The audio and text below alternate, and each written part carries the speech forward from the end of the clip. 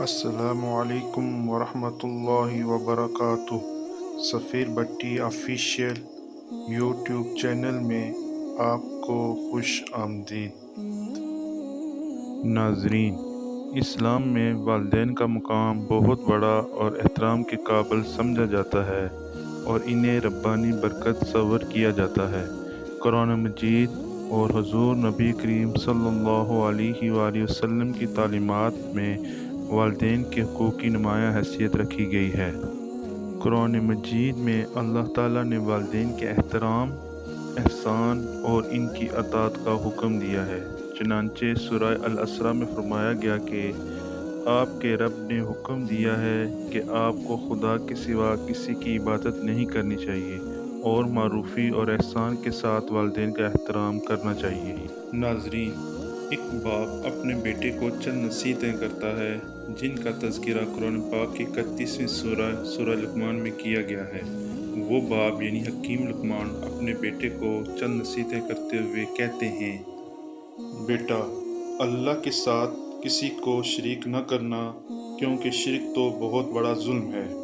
بیٹا، اگر کوئی عمل چاہے رائی کے دانے کے برابر بھی ہو اور ہو بھی کسی پتھر کے اندر یا آسمانوں میں یا زمینوں میں، اللہ اس کو قیامت کے دن لاموجود کرے گا۔ کچھ شک نہیں کہ اللہ بڑا باریک بین اور خبردار ہے۔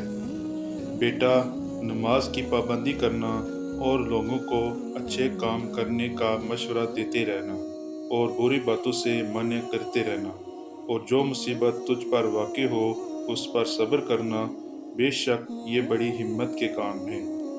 اور تکبر کرتے ہوئے لوگوں کے سامنے گال نہ پھلانا اور زمین پر اکڑ کر نہ چلنا، اس لیے کہ اللہ کسی اترانے والے شیخی خورے کو پسند نہیں فرماتا۔ اور اپنی چال میں اعتدال کیے رہنا اور بولتے وقت اپنی آواز دھیمی رکھنا، کیونکہ سب آوازوں میں سب سے بری آواز گدھے کی آواز ہوتی ہے۔ تو دوستو، یہ تھیں وہ نصیحتیں جو حکیم لقمان نے اپنے بیٹے کو کی۔ ہمیں بھی چاہیے کہ ہم ان نصیحتوں پر عمل کریں تاکہ دنیا اور آخرت میں کامیابی ہمارا مقدر ٹھہرے۔ اگر آپ کو ویڈیو اچھی اور انفارمیٹیو لگی ہو تو چینل کو سبسکرائب اور ویڈیو کو لائک ضرور کریں۔ شکریہ۔